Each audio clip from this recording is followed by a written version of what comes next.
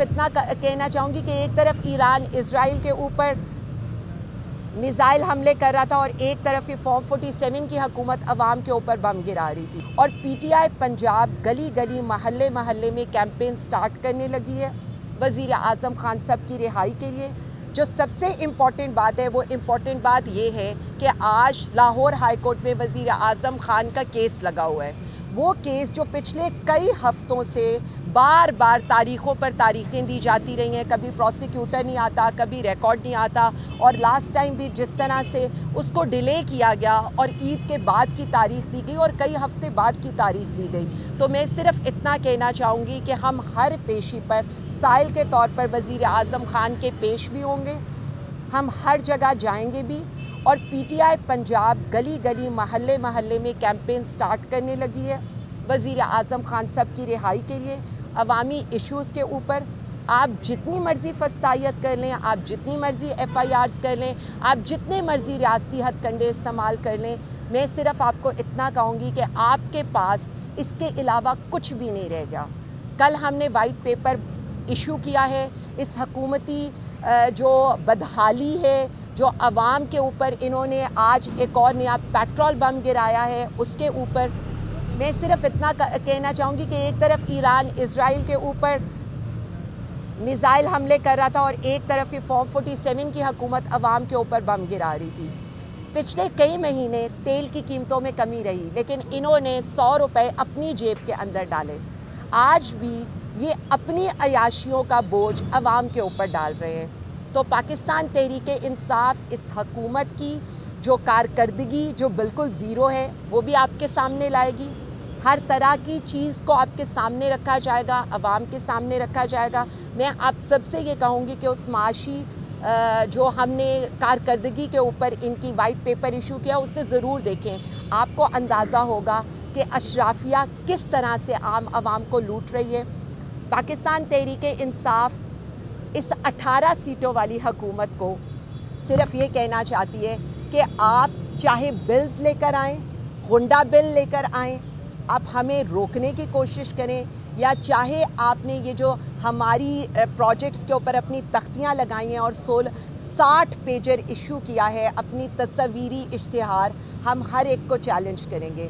आप नया बिल लेकर आ रहे हैं कि जी ज़ाती तशहीर के ऊपर हम किसी किस्म की कोई भी आपको लीगली जो है हम आपको नहीं पूछ सकते। तो मैं आपको बता रही हूँ कि हम ऑलरेडी लाहौर हाई कोर्ट में, हम CM में चले गए हैं, और ये भी मैं आपको बता रही हूँ कि हम हर फ्रंट के ऊपर इस फॉर्म 47 की हुकूमत का मुकाबला करेंगे, बिल्कुल इस तरह से जिस तरह से हमारा लीडर वज़ीर आज़म खान इस 46 डिग्री की गर्मी के अंदर अपने सेल में आइसोलेशन में है, तो पाकिस्तानी कौम उनको अकेला छोड़ने को तैयार नहीं है।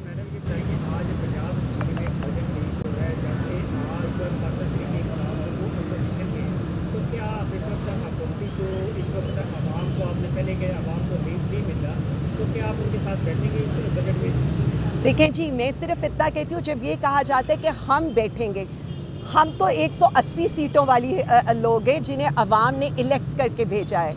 यहाँ पर तो 17 सीटों वाले, और ये जो चीफ मिनिस्टर साहब हैं ये तो ख़ुद महर शराफत साहब से हारी हुई हैं।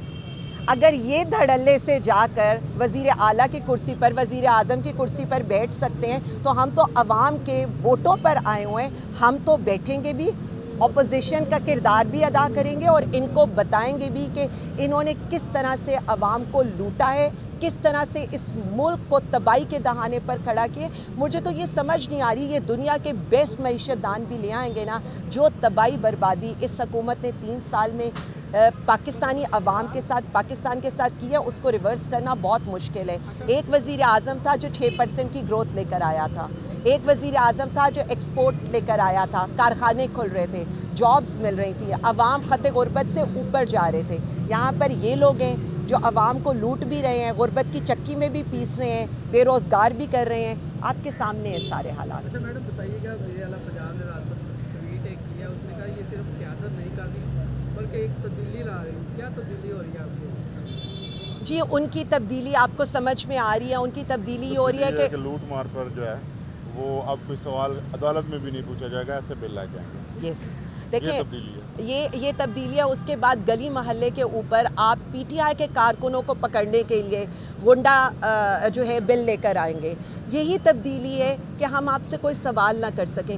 देखें, आइन और कानून हमें इजाज़त देता है freedom of speech, freedom of expression, freedom of gathering की। लेकिन ये क्या कर रहे हैं हमारे साथ, ये तो कह रहे हैं कि इन्होंने मतलब वो कूड़ेदान के ऊपर भी चीफ मिनिस्टर साहिबा की तस्वीर लगी हुई है, और जो वहाँ के हमारे लोग हैं उनको ये कहा जाता है, जो उधर के वर्कर्स हैं, कि उस तस्वीर को भी साफ़ करना है। तो मैं इनसे ये कह रही हूँ कि जो कालक अवाम के मैंडेट को चोरी करके, अवाम को बदहाल करके इन्होंने अपने मुँह पर मली है, उसको कौन साफ़ करेगा।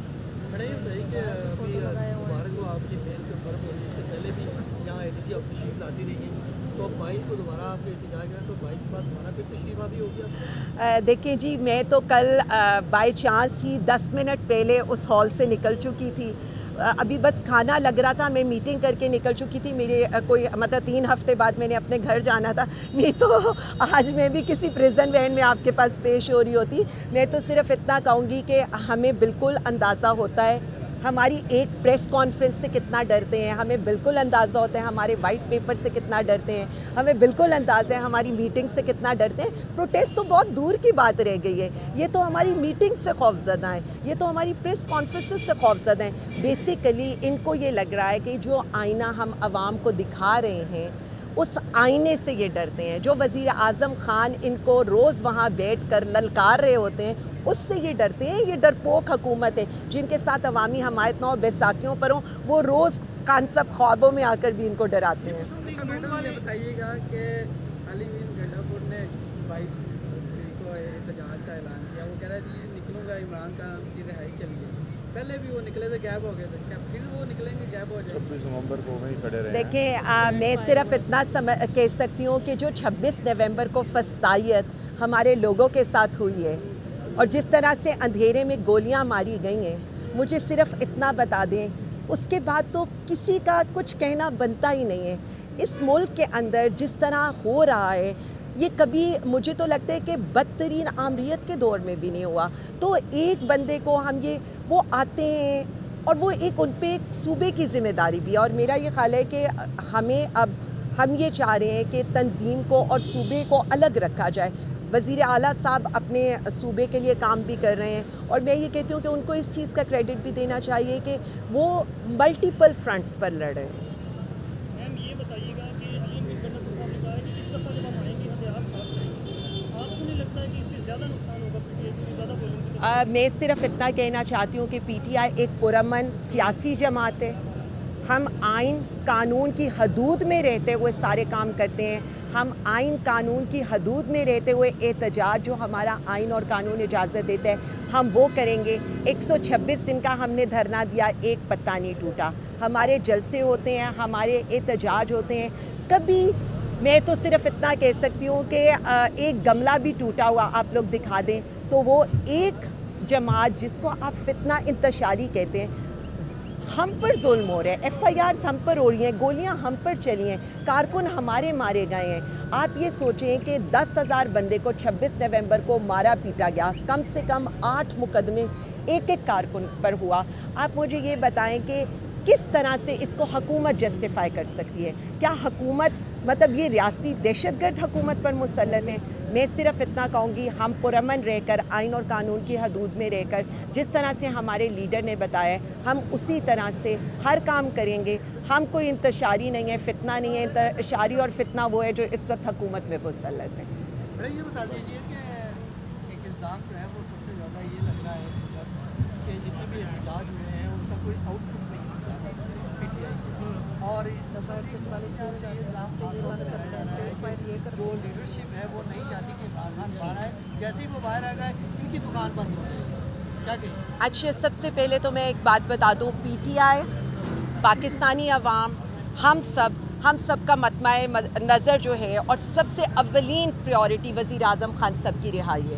इसके अलावा कोई एजेंडा नहीं है। पूरी पार्टी का क्या, पाकिस्तानी अवाम का क्या, आप भी निकलते हैं, मैं भी निकलती हूँ, पहला सवाल ये होता है हमसे खान साहब कब बाहर आएंगे। दूसरा कोई सवाल हमसे कोई पूछता ही नहीं है। बाकी आपने जो बात की है, देखिए मेरी एक बात सुने, आपको 5 दिन के लिए पूरा मुल्क बंद करना पड़ जाए, आपको 5 दिन के लिए अगर अवाम जो निकल कर आ रही है, नंगे पाँव पहुंच रही है, भूखी प्यासी पहुंच रही है, अंधेरे में उस पर गोलियां मारनी पड़ जाएं। आपको हमारे 10,000 कारकुनों को, जो आप कहते हैं लोग ही नहीं निकलते, 10,000 कारकुन तो आपने पकड़ लिए। उसके अलावा कई कारकुन हमारे ऐसे थे जो जाने बचाकर भागे। मैं सिर्फ इतना कहना चाहती हूँ, अगर हमारे एहतजाज कामयाब ही नहीं होते तो इनको इतने रास्ते बंद करने की ज़रूरत क्यों पड़ती है। मुझे आज इजाज़त दे देना, मीनारे पाकिस्तान 5 दफ़ा आप लोगों ने हमारी एप्लीकेशन को रिवर्स किया है, आप इजाज़त दे दें। हमारी मकबूलियत नहीं है तभी आपको आरओ ऑफिस बंद करना पड़ जाता है, हमारी मकबूलियत नहीं है तभी आपको डब्बे उठाने पड़ जाते हैं, हमारी मकबूलियत नहीं है तभी आपको प्रिजाइडिंग ऑफिसर्स को अगवा करना पड़ जाता है। सारी दुनिया के सामने है कि ना इनकी अवाम में कबूलियत है, ना इनकी अवाम में मकबूलियत है। ये तो मुसल्लत करदा वो टोला है जो इक़्तिदार पर काबिज़ है, किसी बेसाखियों के ऊपर जो आज गई तो कल गई। Thank you.